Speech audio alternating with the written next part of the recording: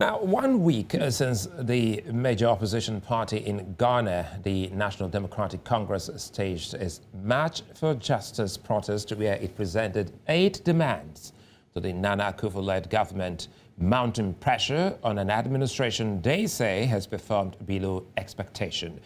1 week after the massive protest, what has been the government's response of the day, and what are the expectations of the NDC in the future? Joining me now is the National Women Organizer of the National Democratic Congress, Dr. Hanna Louisa Bisiw. Now, Dr. Hanna, thank you very much for joining us on the news. Quickly, you are a prominent voice in your country, serving as Deputy Minister and a Member of Parliament, and now National Women Organizer for the NDC. Help us unpack what the issues are under the Nana Akufo-Addo government. Well, I want to say good evening to your viewers. Basically, we went on the streets about a week ago, demanding for justice. We marched on the streets, a march for justice and a march against injustice.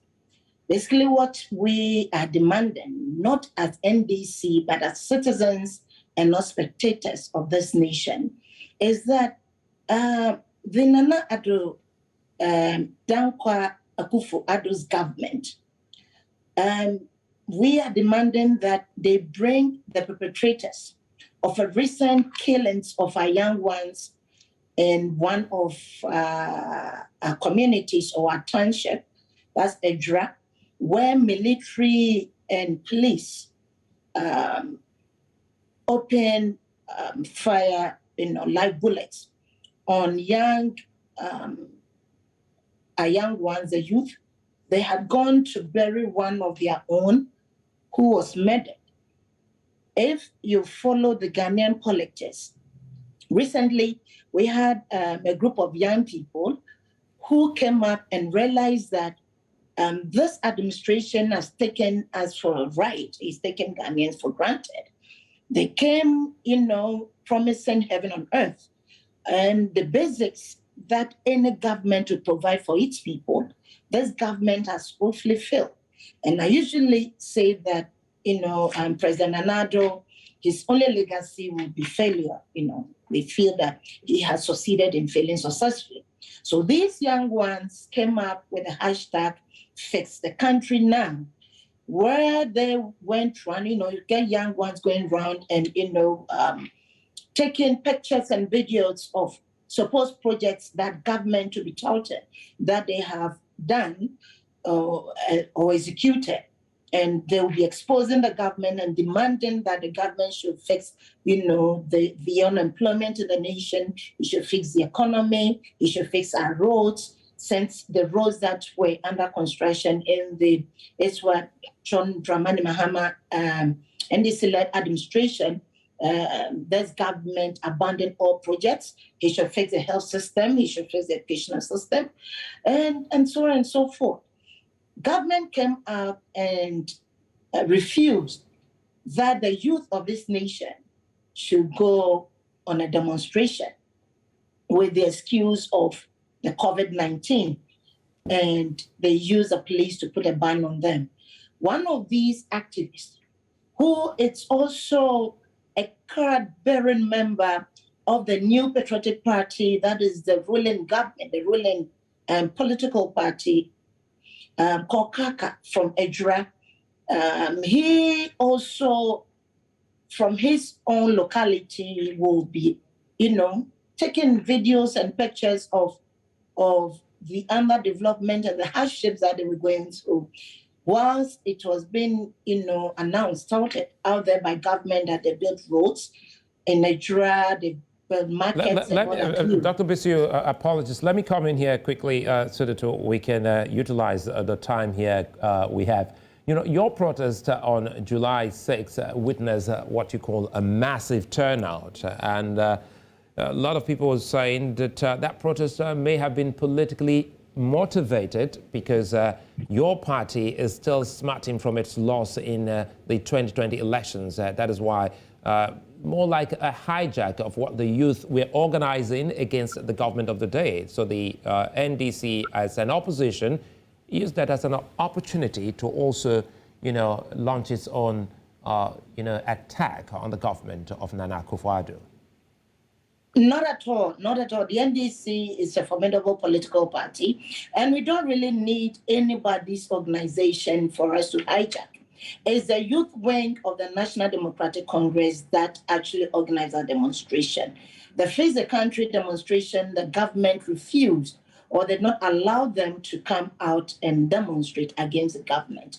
The killings of Fedra came up by the military personnel, and this mounts up to about 36 of military killings under President Nana. He has basically militarized this nation, where he uses the military to, to attack citizens and kill us.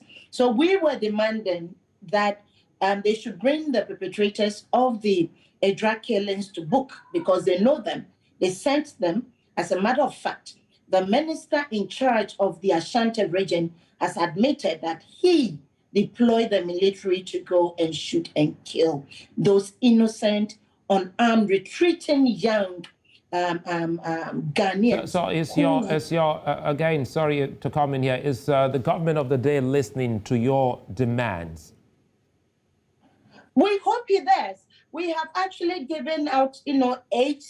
We had 8 bullet points that we gave out to government, and we are waiting, giving him 2 weeks to 3 weeks. If we don't hear from him, then we will set out and we'll hit the upper parts of the country. We are not just going to back out. It's not about NDC. We are citizens of this country. We demand that he depoliticize the entire security agencies in our nation. We demand that the military killings should come to an end. We demand that the high corruption that is being found in this country, the impunity, the cronyism in this nation must stop. We demand that the discrimination, the tribal discrimination that has, crept into our national fiber, we demand that it should stop. You see, this issue where hello? Yeah, go ahead. Okay. This thing where when we make demands, they come out and say, oh, you're NDCs. We are citizens of this country. And NDC is the largest, opposition party in our country. We are potential government in this nation. And so nobody can also gag us and say you can't speak. Because the culture of silence is what has been brought into this country. This government has turned so corrosive that people are scared, like a rusted nail. They are scared to step on it so that they don't get tetanus. So everybody's quiet. Journalists are molested and killed. Journalists are intimidated. Political opponents are also intimidated. They are oppressed. And the killings and the oppression keeps going. This is a democratic country. Yeah, certainly. Certainly. I think at this point in time, I think we're really out of time. Dr. Hanna Louisa Bisiw, many thanks for your time. We do hope that we have you again for more update on development in Ghana.